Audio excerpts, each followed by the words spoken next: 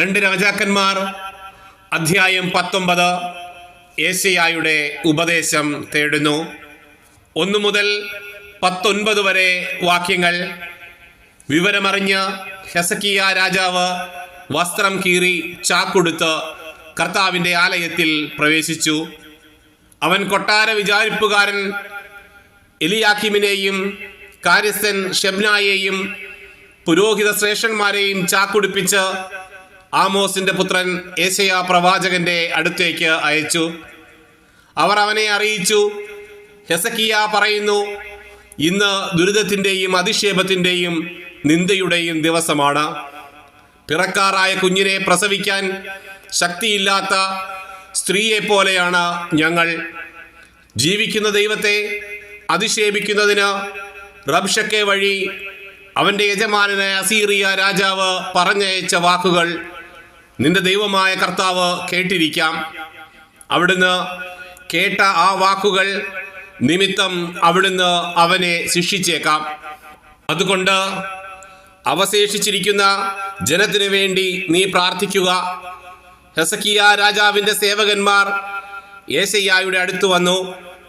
അവൻ അവരോട് പറഞ്ഞു, നിങ്ങളുടെ യജമാനനോട് പറയുവിൻ, കർത്താവ് അരുളി ചെയ്യുന്നു, അസീറിയ രാജാവിൻ്റെ സേവകന്മാർ എന്നെ അധിക്ഷേപിച്ച വാക്കുകൾ കേട്ട് നീ ഭയപ്പെടേണ്ട.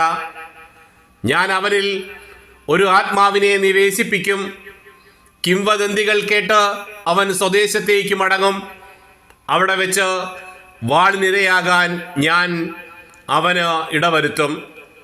അസീറിയ രാജാവ് ലാഖീഷ് വിട്ടു എന്ന് റബ്ശക്കെ കേട്ടു. അവൻ മടങ്ങിച്ചെന്നപ്പോൾ രാജാവ് ലിബ്നായോട് യുദ്ധം ചെയ്യുകയായിരുന്നു.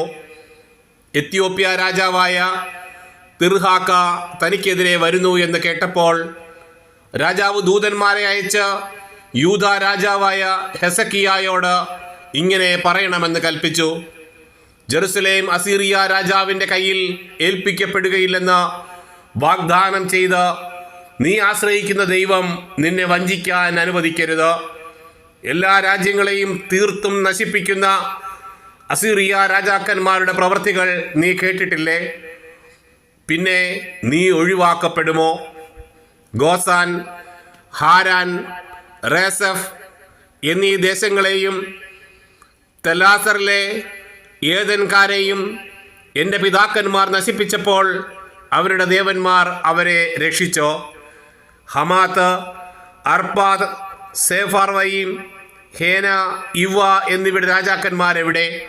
ഹെസക്കിയ ദൂതന്മാരുടെ കയ്യിൽ നിന്ന് കത്ത് വാങ്ങി വായിച്ചു. അവൻ കർത്താവിൻ്റെ ആലയത്തിൽ പ്രവേശിച്ച് അത് അവിടുത്തെ മുൻപിൽ വെച്ചു.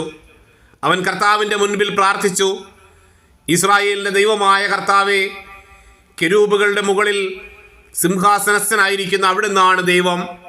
അവിടുന്ന് മാത്രമാണ് ഭൂമിയിലെ രാജ്യങ്ങൾക്കെല്ലാം ദൈവം. അങ്ങ് ആകാശവും ഭൂമിയും സൃഷ്ടിച്ചു. കർത്താവെ ചെവിക്കൊള്ളണമേ, കർത്താവെ കടാക്ഷിക്കണമേ. ജീവിക്കുന്ന ദൈവത്തെ അധിക്ഷേപിക്കാൻ സെന്നാകെരീബ് പറഞ്ഞയച്ച വാക്ക് കേട്ടാലും. കർത്താവെ, അസീറിയ രാജാക്കൾ ജനതകളെയും അവരുടെ ദേശങ്ങളെയും സത്യമായും ശൂന്യമാക്കിയിരിക്കുന്നു.